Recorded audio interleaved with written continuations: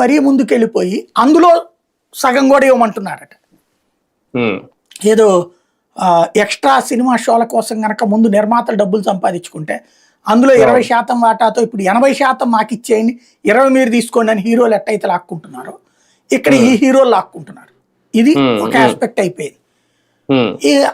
ఇక్కడ ఇన్ని రకాలుగా పిండేశాక ఇప్పుడు కొత్త పిండుడు అనమాట. మళ్ళీ ఏంటంటే పర్మిట్ రూములు ఉన్నాయి ఆల్రెడీ, ప్రతి మధ్యలో కానికి పర్మిట్ రూమ్ ఉంది, అంటే అన్అఫీషియల్ గా ఉన్నాయి. అది ఇప్పుడు అఫీషియల్ గా దాని నుంచి డబ్బులు వసూలు చేయండి.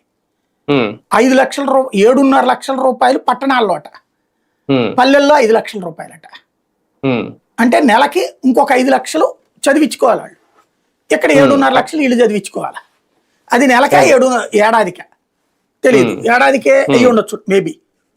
అదొక దోపిడి అదనంగా. ఇక్కడ వీటితో వచ్చే సమస్య ఏంటంటే పర్మిట్ రూము లేనప్పుడు, అంటే పర్మిషన్ లేనప్పుడు దానికోసం ఎక్సైజ్ శాఖ మామూలు ఇస్తున్నారు, ఏది చూసి చూడనట్టు పోవడానికి. ఇప్పుడు ప్రభుత్వం పర్మిషన్ ఇస్తే ఎక్సైజ్ వాళ్ళు తీసుకోవడం తినేయడం మానేస్తారు డబ్బులు. అంటే నా డౌట్ ఇక్కడ అదే సార్, ఒకవేళ పర్మిట్ రూమ్లు ఇస్తే ఇటు బెల్ట్ షాపులను కూడా కట్టడి చేస్తారు. అంటే పర్మిట్ రూమ్లు ఎక్కడ ఉంటే బెల్ట్ షాపులకి వెళ్ళే వాళ్ళు కూడా కొంచెం తగ్గుతారేమో. అలాగే వీళ్ళకి ఇచ్చే మామూలు పర్మిట్ రూమ్లు అవి జరుగుతున్నాయి కదా. ఇది ఎట్లుంటదంటే